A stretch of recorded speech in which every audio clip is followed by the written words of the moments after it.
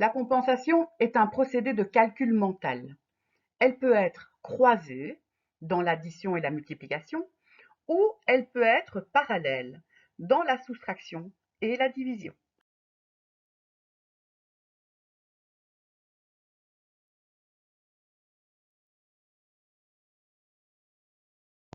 Pourquoi dit-on que la compensation est croisée dans l'addition et la multiplication? Prenons l'exemple de l'addition. Pour me faciliter l'opération, je veux arrondir le premier terme à 100. Donc, j'ajoute 11.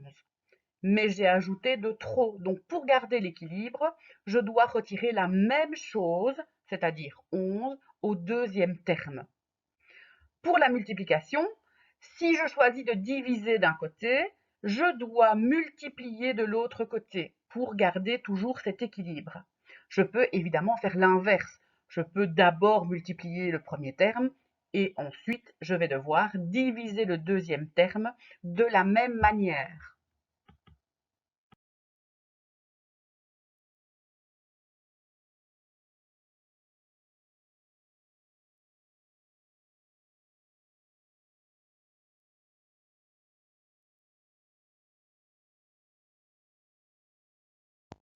Par contre, dans la soustraction et dans la division, la compensation est parallèle.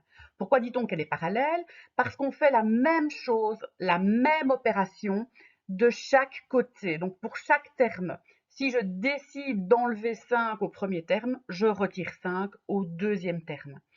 Pour une division, si je décide de multiplier par 10 le premier terme, je dois aussi multiplier par 10 le deuxième terme.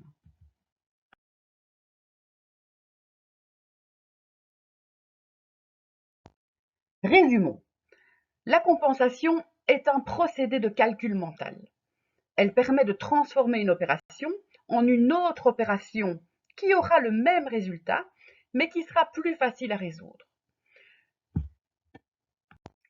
Dans la première partie de cette vidéo, je t'ai montré les flèches sous le calcul. Tu vois ici des exemples où les flèches sont mises différemment. À toi de choisir la manière qui te correspond le mieux.